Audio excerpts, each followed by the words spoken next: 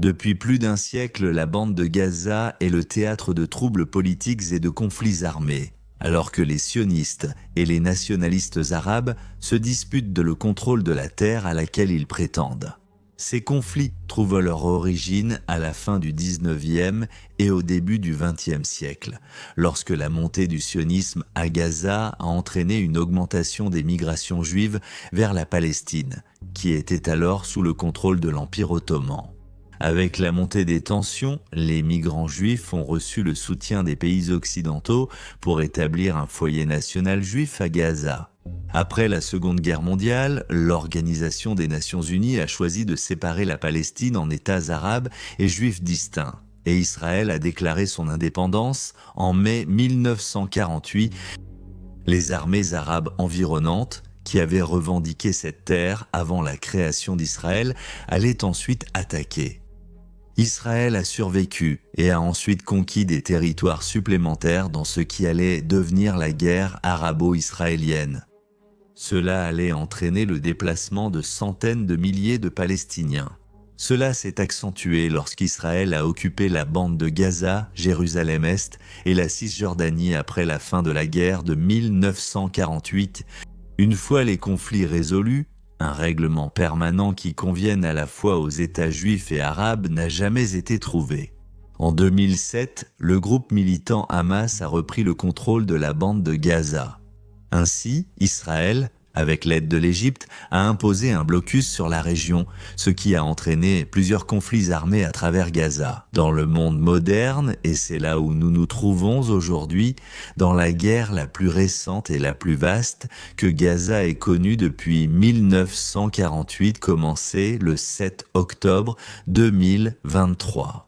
La guerre actuelle à Gaza a été un conflit dévastateur et meurtrier qui a forcé les réfugiés palestiniens à quitter la région et a changé la physionomie de Gaza pour un avenir prévisible. À présent, le sort de la région est en jeu.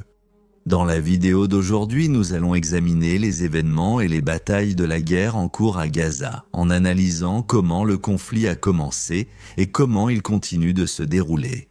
Bienvenue sur Guerre du Monde.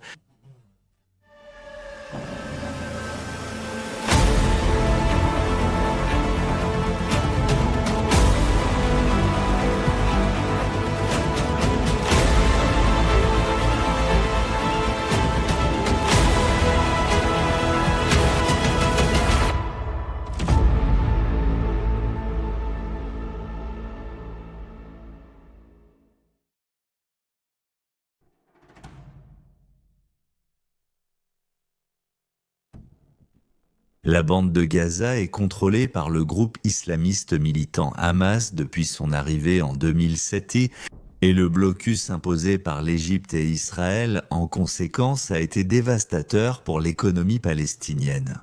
Alors que les responsables israéliens ont décrit le blocus comme une mesure nécessaire pour assurer la sécurité de leurs frontières, des organisations internationales de défense des droits ont exprimé leur inquiétude quant au fait que le blocus ait été utilisé comme une forme de punition. Le blocus a entraîné une série de conflits armés, dont 4 guerres officielles qui ont eu lieu de 2008 à 2009, puis à nouveau en 2012, 2014 et 2021. La guerre de 2023 est la dernière en date dans ce qui est devenu une région politiquement hostile du monde, sans solution évidente en vue. Ces conflits supplémentaires ont aggravé la situation des citoyens de la Palestine qui ne souhaitent pas s'engager dans un nouveau conflit, en raison de l'aggravation de la crise humanitaire dans leur pays. Cependant, le Hamas avait commencé à élaborer des plans pour une invasion. La guerre de Gaza de 2023 a officiellement commencé le 7 octobre lorsque le Hamas a lancé une attaque surprise de grande envergure contre Israël depuis sa position dans la bande de Gaza. Dans ce qui est devenu connu sous le nom d'opération déluge d'Al-Aqsa, le Hamas a lancé un barrage massif de 3000 à 5000 roquettes en direction du sud et du centre d'Israël. Les roquettes ont frappé le sol israélien en l'espace de 21 minutes, mais seulement 5 personnes ont été tuées.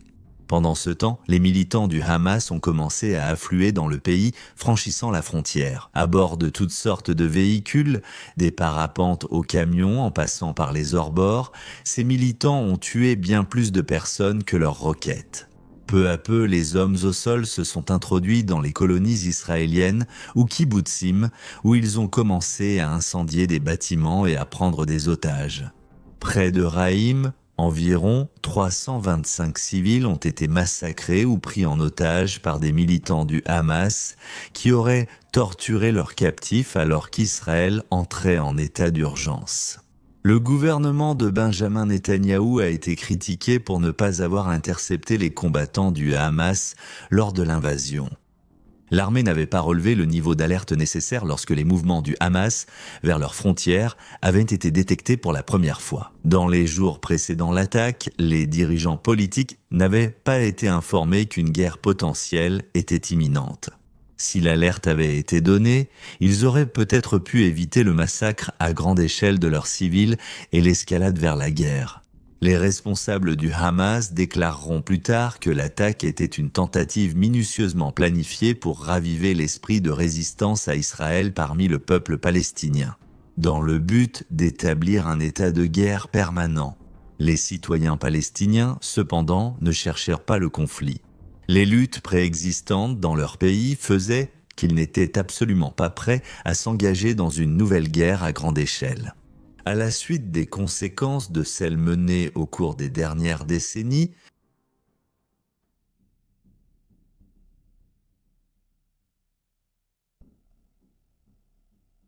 les forces de défense israéliennes ont mené la contre-attaque contre le Hamas seulement quelques heures après l'invasion des militants. Il a été rapporté qu'ils ont eu du mal à déterminer quels endroits avaient été attaqués par le Hamas et lesquels étaient occupés uniquement par des civils et leurs propres hommes. Le Premier ministre Netanyahou s'est adressé à la télévision cet après-midi-là pour informer le peuple d'Israël qu'ils étaient effectivement en guerre, qualifiant la ville de Gaza de ville du mal. Pendant ce temps, les forces de défense israéliennes ont déclaré un état de préparation à la guerre. La compagnie d'électricité d'Israël, qui fournissait l'électricité à une grande partie de Gaza, a coupé le courant vers la Palestine, laissant la plupart de ses habitants dans l'obscurité. Parmi les premières unités déployées près de la frontière figurait la garde antiterroriste Yamam qui était accompagnée de 4 nouvelles divisions. Des réservistes militaires israéliens étaient stationnés en Cisjordanie et le long de la frontière d'Israël avec la Syrie et le Liban. Les citoyens israéliens vivant dans un rayon de 80 km, soit 50 miles de Gaza, ont été placés en état d'urgence et ont reçu l'ordre de rester à proximité des abris. Alors que les principaux aéroports d'Israël sont restés ouverts, de nombreux vols ont été annulés car les routes autour de Gaza et de Tel Aviv étaient bloquées. Alors qu'Israël prévoyait de lancer une invasion à grande échelle de la bande de Gaza pour reprendre le contrôle à Hamas, le groupe militant a proposé de libérer tous les otages si les forces de défense israéliennes acceptèrent de reconsidérer leur attaque. Finalement, ils ont refusé. D'abord, il y a eu les frappes aériennes menées par l'armée de l'air israélienne. Au cours des 20 premiers jours de la guerre, en moyenne, 350 Palestiniens ont été tués toutes les 24 heures. Au cours des premiers jours de la guerre, Israël a bloqué l'entrée de nourriture et de carburant en Palestine, ce que l'organisation de surveillance à but non lucratif Human Rights Watch a qualifié, je cite, d'appel à commettre un crime de guerre. Cet effort a été mené par le ministre de la Défense Galland, qui a finalement relâché la pression lorsque le président des États-Unis, Joe Biden, a exhorté les forces de défense israéliennes à mettre fin au siège. Au 13 octobre, les forces de défense israéliennes avaient donné l'ordre d'évacuer les citoyens de la ville de Gaza, mais le Hamas a exhorté les habitants à défier ces ordres. Les réfugiés ont commencé à fuir vers le sud, mais 70 d'entre eux ont été tués lorsqu'une explosion a été déclenchée le long de l'une des routes supposées sûres. Au cours du mois d'octobre, les bombardements israéliens sur Gaza ont continué. Ils ont ciblé la ville de Gaza elle-même, à l'intérieur de laquelle de nombreux civils continuaient de résider. Notamment, des centaines de Palestiniens ont été tués lorsqu'une bombe a explosé sur l'hôpital baptiste Al-Ali Arabi. Les forces de défense israéliennes ont nié toute implication dans ce bombardement, affirmant que l'explosion était le résultat d'une roquette ratée lancée par des djihadistes en Palestine. Cependant, eux aussi ont nié toute implication. Au 27 octobre, Israël avait commencé à rassembler une force d'environ 100 000 soldats pour lancer une invasion terrestre du nord de Gaza. Pendant que ces forces se préparaient à attaquer, des frappes aériennes supplémentaires dans les environs des hôpitaux palestiniens continuaient de tuer des milliers de personnes. Plus de 100 civils palestiniens seraient également tués à la fin du mois d'octobre. Lorsque les forces israéliennes ont bombardé un grand immeuble résidentiel dans le centre de Gaza le lendemain, les premiers réfugiés palestiniens ont quitté Gaza en direction de l'Égypte. Ils étaient composés de 500 personnes dont beaucoup étaient grièvement blessés. Le premier cessez-le-feu est intervenu à la fin du mois de novembre, négocié avec le soutien du Qatar, et plusieurs otages ont été libérés des deux côtés. Au 24 novembre, les combats actifs avaient été suspendus, mais tant le Hamas qu'Israël se sont accusés mutuellement d'avoir rompu la trêve. Au 1er décembre, le cessez-le-feu avait pris fin. Et bientôt, les bruits des bombardements et des tirs d'armes à feu résonnaient à nouveau dans toute la ville de Gaza. Encore une fois,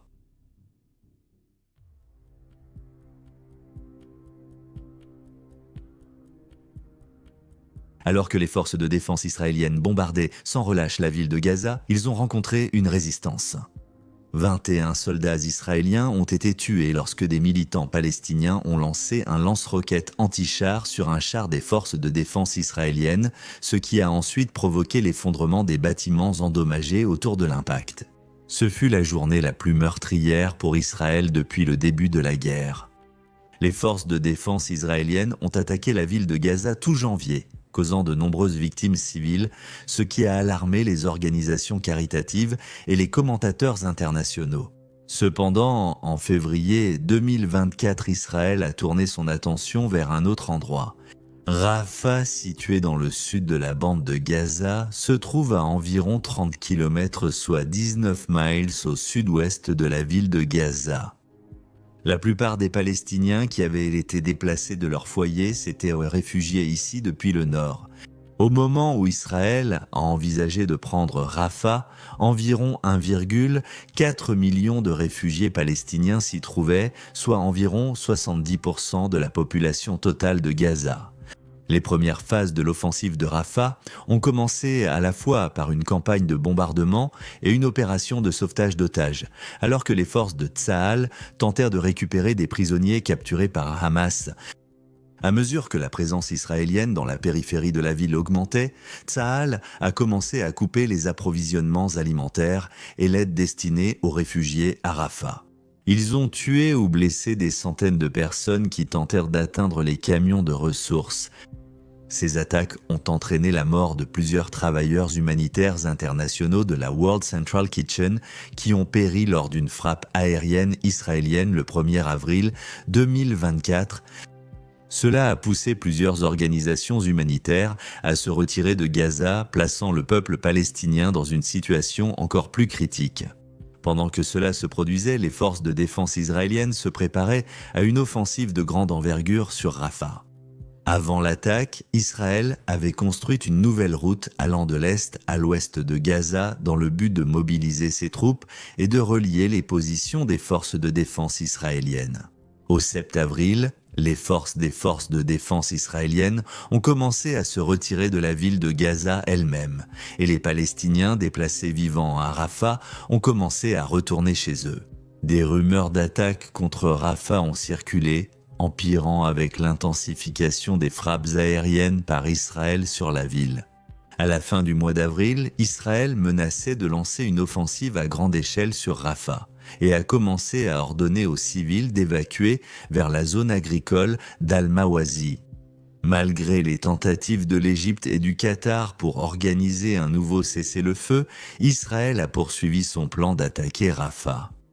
Les forces de défense israéliennes ont commencé à se rassembler à la périphérie de la ville le 31 mai 2024 et ont pris le contrôle du passage de Rafah ce jour-là. Après avoir bloqué toutes les voies d'évacuation faciles vers l'Égypte, les Palestiniens ont commencé à fuir Rafah par centaines de milliers alors que les forces de défense israéliennes continuaient d'attaquer les écoles et les camps de réfugiés à la périphérie de la ville.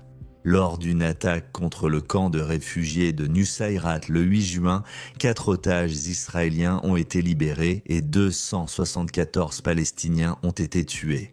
Cela a été suivi par une invasion du quartier Al-Choujaïa et des attaques contre 21 écoles supplémentaires.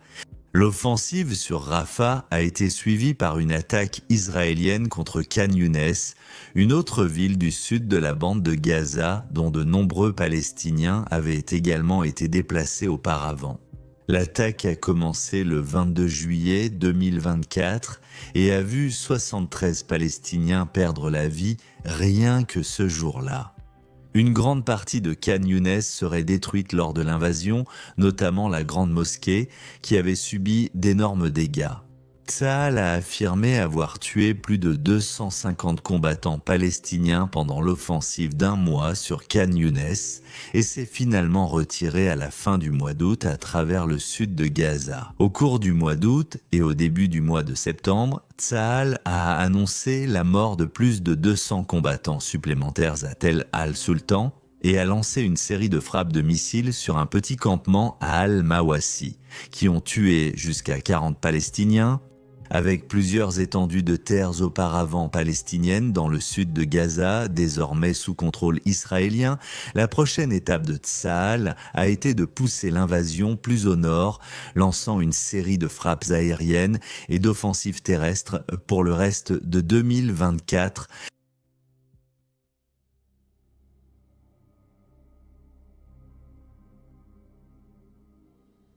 Le mois d'octobre avait commencé avec de nouvelles frappes aériennes, détruisant notamment la mosquée Shuhada al-Aqsa dans la ville de Deir el-Bala. Plus tard, ce même mois, une frappe sur l'école Roufaïda, qui avait été transformée en abri dans la même ville, a tué 28 Palestiniens et en a blessé 54 autres. Le 16 octobre, les forces de Tsahal au sol ont intercepté et tué Yahya Sinwar, un dirigeant éminent du Hamas, lors d'une fusillade meurtrière dans le camp de réfugiés de Tal al-Sultan. Lorsqu'ils ont tué Sinwar, ils ignoraient que c'était lui. Il a été identifié plus tard grâce à ses dossiers dentaires après l'annonce de la mort de Sinwar. Joe Biden est intervenu une fois de plus pour exhorter Israël à mettre fin à la guerre. Les combats, cependant, ont continué alors que les forces de défense israéliennes lançaient des campagnes dans le centre et le nord de Gaza. Ils ont ciblé Jabalia à environ 4 km ou 25 miles au nord de la ville de Gaza. Les forces israéliennes sont restées ici pendant la majeure partie du mois d'octobre, où des frappes aériennes constantes ont tué des centaines de personnes d'ici la fin de l'année. Les escarmouches à Jabalia ont coûté la vie à 10 combattants du Hamas et à 3 soldats de Tsahal, tous deux ayant été pris pour cible lors de campagnes méticuleuses. À la mi-octobre, des chars ont été envoyés pour encercler Jabalia, et alors que Tsahal s'enfonçait plus profondément en territoire palestinien, les livraisons d'aide ont atteint leur niveau le plus bas jamais enregistré. Les Nations Unies ont lancé un avertissement selon lequel l'ensemble de la population du nord de Gaza était exposée à un risque imminent de mourir de maladies, de famine et de violences en conséquence. Alors que les bombardements sur Jabalia se poursuivaient, Tsahal continuait d'émettre des ordres d'évacuation à l'intention des habitants de la ville, et le nombre de victimes ne cessait d'augmenter. Parmi eux se trouvaient également d'autres travailleurs humanitaires. De la mi-octobre à la fin octobre, les forces de Tsahal ont avancé plus au nord, dans le but de resserrer leur siège sur le nord de Gaza. Les camions d'aide se rendant vers le nord ont été interceptés. Des bâtiments civils ont été bombardés et des citoyens ont été enlevés. Les principales cibles de ces enlèvements étaient des hommes et des garçons. À ce stade, on supposait que les forces de défense israéliennes transformaient le nord de la bande de Gaza en zone militaire et déclaraient que toute personne présente dans la zone, y compris celle qu'ils avaient enlevée, était considérée comme un militant. Début novembre, le général de brigade Itzik Cohen des forces de défense israéliennes a annoncé aux journalistes qu'il ne restait plus de civils dans le nord de la bande de Gaza, ou du moins selon leur définition, et qu'il n'y avait aucune intention de permettre aux habitants de revenir.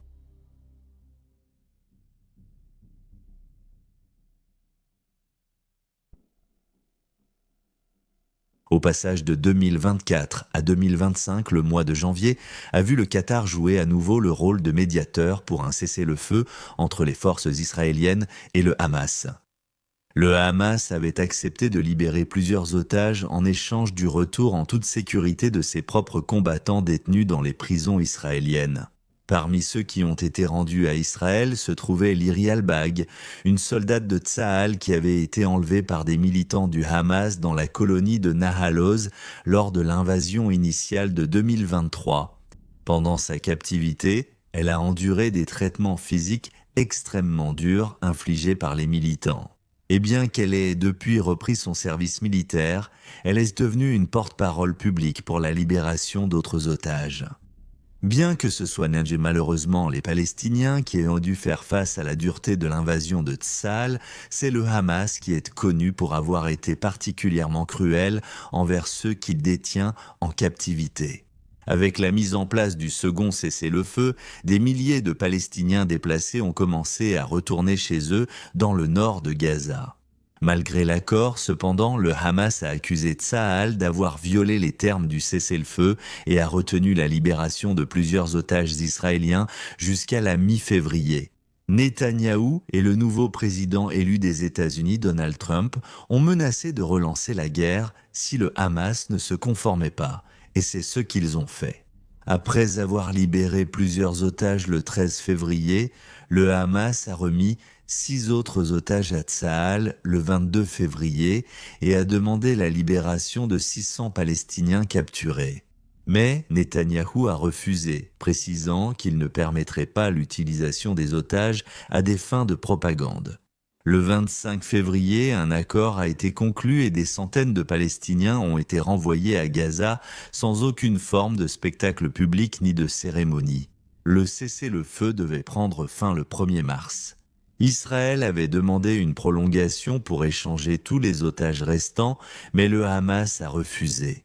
La guerre aurait pu se terminer ici, car des discussions étaient en cours pour que les forces de défense israéliennes se retirent potentiellement de Gaza, mais malheureusement, cela n'a jamais eu lieu. Israël souhaitait également prolonger le cessez-le-feu pour couvrir les périodes du Ramadan et de la Pâque juive, respectivement pour les confessions musulmanes et juives, avec l'échange des otages morts et vivants pendant cette période. Cependant, le Hamas a exprimé des inquiétudes selon lesquelles Israël romprait la trêve si elle n'était pas rendue permanente rapidement. Israël pourrait reprendre la guerre à tout moment avant qu'une trêve permanente ne soit conclue selon ses propres conditions. Ainsi, le traité global a été rejeté. Le 18 mars, les combats ont repris une fois de plus. Une attaque surprise d'Israël a entraîné des frappes aériennes sur toute la bande de Gaza, au cours desquelles 400 Palestiniens ont perdu la vie. Ces frappes ont également tué plusieurs hauts responsables du gouvernement palestinien, dont Issam al-Da'alis, qui occupait essentiellement un poste similaire à celui de Premier ministre du pays. Ont également été tués lors de ces frappes aériennes Mahmoud Abou Hafta, le sous-secrétaire du ministère de l'Intérieur de la bande de Gaza, et Bajat Abou Sultan, le chef de la sécurité internationale. En plus de ces décès, plusieurs membres du bureau politique sont également morts lors des frappes, tout comme Mohamed Al-Batran, le commandant de l'unité d'artillerie du Comité palestinien de la résistance populaire. Alors que les combats reprenaient dans une grande partie de Gaza, les forces de défense israéliennes ont commencé à cibler les hôpitaux et les bureaux de l'Organisation des Nations Unies et ont également ouvert le feu sur des véhicules humanitaires qui reprenaient le transport de l'aide aux Palestiniens dans le nord. Le Hamas, à ce moment-là, a commencé à faire face à une résistance massive de la part de milliers de Palestiniens à travers Gaza, les appelant à mettre fin à la guerre et à renoncer à leur pouvoir sur la bande de Gaza. Ces Palestiniens étaient là des années de conflits qui avaient ravagé leur pays, ainsi que de la répression de leur liberté d'expression lorsqu'il s'agissait de donner leur avis sur la guerre. Mais malgré tout, la guerre a malheureusement continué. Début avril, des avions israéliens ont bombardé des bâtiments civils à Shoujaïa et Rafah a de nouveau été encerclé par des véhicules militaires israéliens tout au long du mois d'avril.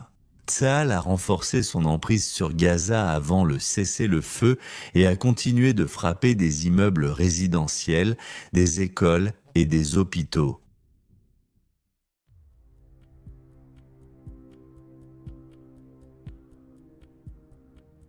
Au début du mois de mai 2025, les responsables israéliens ont commencé à mettre en œuvre leur plan pour étendre leur offensive sur Gaza, avec la ville de Gaza clairement dans leur ligne de mire. Ils ont commencé à rassembler de nouveau des réservistes militaires, tandis que les frappes aériennes continues rendèrent la vie presque impossible pour les citoyens palestiniens de Gaza. Le 16 mai, l'opération Char de Gédéon avait été annoncée. Essentiellement, c'était le plan d'Israël pour prendre le contrôle de l'ensemble de la bande de Gaza, et ce malgré les menaces de sanctions de la part de plusieurs des alliés internationaux les plus proches du pays. Israël a commencé par lancer une frappe aérienne sur l'école Famille Al-Jawjawi dans le quartier nord-ouest de Daraj, à Gazaville. Cela a tué 36 personnes et en a blessé 55 autres. À la fin du mois de mai, un nouveau groupe de résistance s'était formé à Gaza. Les forces populaires, qui opéraient sous le clan Abu Shabab, les Abu Shabab s'opposent activement au Hamas. Et bien qu'ils opèrent prétendument sous un programme islamiste, ils sont en réalité soutenus par Israël. Les accusations ont afflué selon lesquelles les forces populaires étaient de financer et armées par nul autre que Netanyahou lui-même. D'autres préoccupations humanitaires sont apparues le 27 mai lorsque la Fondation humanitaire de Gaza a tenté d'apporter de l'aide à Tel al-Sultan. Les Palestiniens de la région, désespérés de nourriture et de soins médicaux, ont commencé à affluer en masse. Les forces de défense israéliennes stationnées au centre de distribution d'aide dans la ville ont commencé à ouvrir le feu sur la foule, tuant 10 personnes qui cherchaient simplement de l'aide et en blessant 62 autres. Cela a déclenché une série d'attaques contre les Palestiniens cherchant de l'aide à travers Gaza. Et on estime que 2500 autres ont perdu la vie, tandis que 19 000 ont été blessés. Alors que les forces de défense israéliennes ouvraient le feu sur la foule, cela a continué jusqu'au 9 octobre 2025, juste avant que les forces de défense israéliennes ne tentent leur offensive sur la ville de Gaza. Elles sont entrées à Deir el-Bala et ont émis un ordre d'évacuation le 20 juillet 2025. Cette ville avait reçu relativement peu d'attention de la part des forces terrestres des forces de défense israéliennes depuis le début de la guerre actuelle, mais elle a été approchée par des soldats israéliens et leurs véhicules. Le lendemain, une série de frappes aériennes s'est abattue sur la ville tandis que les soldats l'encerclaient lentement, coupant l'aide et entamant un nouveau siège. Et ce, malgré la condamnation des Nations Unies et de leurs alliés internationaux. Les forces israéliennes ont reçu l'autorisation d'occuper la ville de Gaza au début du mois de août 2025, alors que des plans pour rassembler les réservistes étaient de mise en place. La Norvège a menacé de cesser ses investissements du fonds souverain en Israël, tandis que des responsables allemands ont déclaré qu'ils cesseraient d'approuver leurs exportations d'armes vers Israël. Malgré cela, 60 000 réservistes de Tsahal ont été rassemblés d'ici le 20 août, tandis que des frappes aériennes ont commencé à toucher des bâtiments dans le sud de Gaza. Une fois de plus, du 5 au 8 septembre 2025, ces frappes aériennes ont atteint la ville de Gaza elle-même, détruisant une série de bâtiments de grande hauteur dans le centre-ville. Les militants du Hamas ont riposté en plaçant des explosifs sur un char israélien, tuant les 4 soldats de Tsahal à l'intérieur. Le lendemain, un ordre officiel d'évacuer la ville de Gaza a été donné et une offensive totale a été lancée, avec des véhicules blindés et des fantassins déferlant sur la ville depuis les régions environnantes. Au 23 septembre 2025, alors que les frappes aériennes continuaient de s'abattre sur la ville de Gaza, Tsahal a annoncé avoir complètement encerclé la zone et occupé plusieurs secteurs urbains et côtiers à proximité. Plus de la moitié de la ville de Gaza était sous contrôle israélien au 27 septembre, Les attaques se sont poursuivies jusqu'au 4 octobre lorsque Netanyahou lui-même a arrêté l'offensive en réponse à une troisième proposition de cessez-le-feu. C'est là où nous en sommes aujourd'hui, dans une période de trêve incertaine et fragile qui risque d'être rompue à tout moment.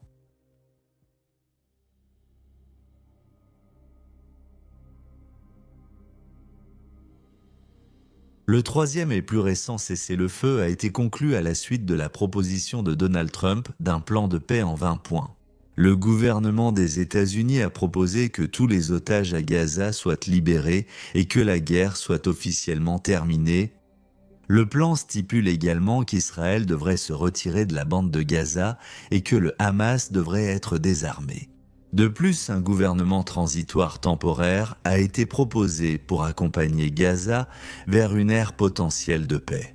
L'accord a été accepté par Israël et les États arabes voisins ont exhorté le Hamas à faire de même. Les militants ont ensuite accepté de libérer tous les otages et de mettre fin à la guerre et qu'ils renonceraient à leur administration dans la bande de Gaza. Mais ils n'étaient pas prêts à conclure les négociations. Israël était passé d'une posture offensive à une posture défensive dès le début du mois d'octobre et après des négociations supplémentaires, un accord sur la première phase du plan de paix de Donald Trump a été conclu avec le Hamas. Alors qu'Israël commençait à se retirer vers une ligne de déploiement préalablement convenue à Gaza, le Hamas a reçu l'ordre de libérer ses 48 otages israéliens restants dans un délai de 72 heures. 20 de ces otages étaient encore en vie. Au moment où l'échange a eu lieu, tous sont rentrés sains et saufs en Israël.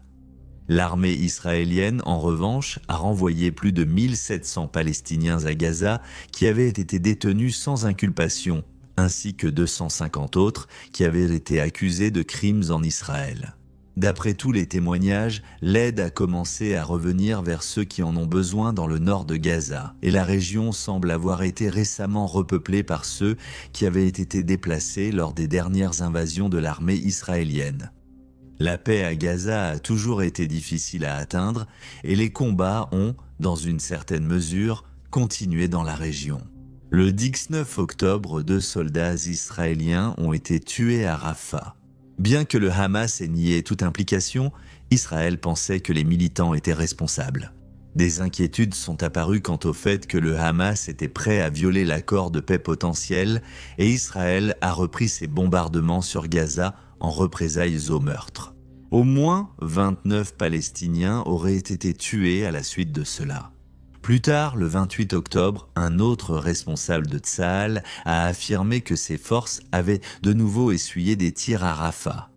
Un soldat israélien a été tué lors de la fusillade qui a suivi et le Hamas a de nouveau nié toute responsabilité. Netanyahou a réagi par des frappes supplémentaires et les attaques israéliennes qui ont suivi ont tué au moins 104 personnes à travers Gaza. Depuis la mise en place du troisième cessez-le-feu, on estime qu'Israël a rasé plus de 1500 bâtiments à travers la bande de Gaza.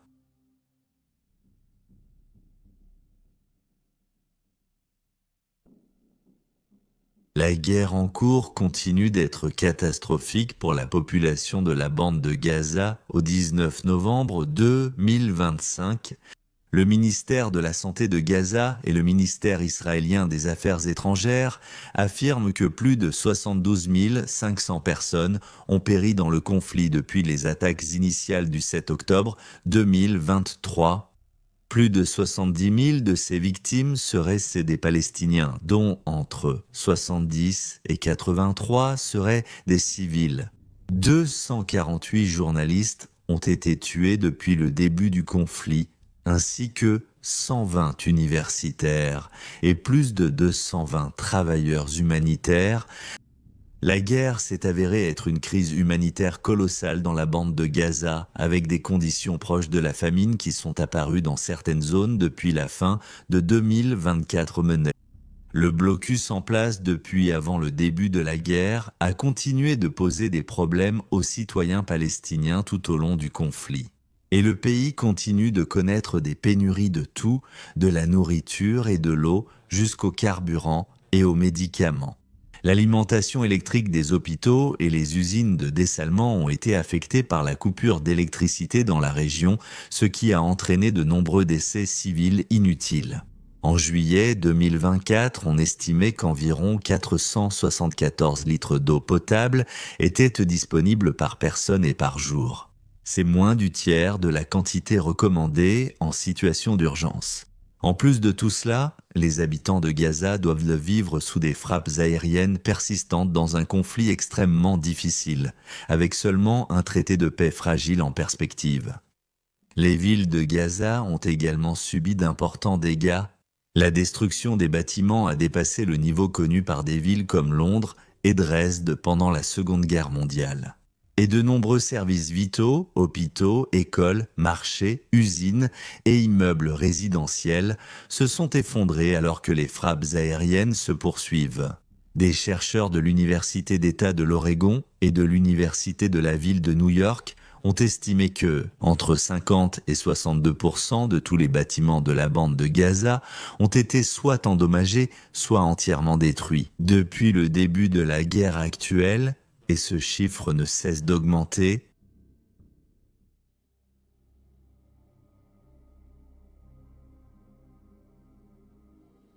nous sommes sur un terrain instable en ce qui concerne la guerre actuelle à Gaza. Les négociations en Israël, en Palestine et au-delà ont commencé concernant la mise en œuvre des prochaines phases du plan de paix de Donald Trump. Mais les violations, tant de la part de Tsahal que du Hamas, menacent sa validité en cette période incertaine de supposer cesser le feu. Nous continuons d'assister à la fois à l'échange et à la perte de vies humaines, alors que les otages sont rendus et que les attaques se poursuivent. Bien que les dangers et les atrocités commises par le Hamas ne puissent être minimisés, Tsahal a représenté une menace terrifiante pour les innocents de Gaza, dont beaucoup ne se remettront jamais. Alors que 2025 laisse place à 2026, tout ce que nous pouvons espérer, c'est que le plan de paix fonctionne et que les derniers dirigeants du Hamas voient la raison d'accepter cette trêve. Nos pensées vont à tous ceux qui ont été touchés par la guerre. Puisse ce conflit prendre fin de manière pacifique et satisfaisante le plus rapidement possible. Merci d'avoir regardé la vidéo. Si vous l'avez trouvée informative, merci de laisser un j'aime ou un commentaire ci-dessous. Tout notre contenu, de la recherche et l'écriture du script jusqu'au montage et à la narration, est entièrement réalisé par des humains sans recours à l'intelligence artificielle. Si vous souhaitez soutenir notre chaîne, pensez à vous abonner ou à utiliser l'icône de cloche pour recevoir des notifications lors de la sortie de la prochaine vidéo de Guerre du Monde. Merci d'avoir regardé.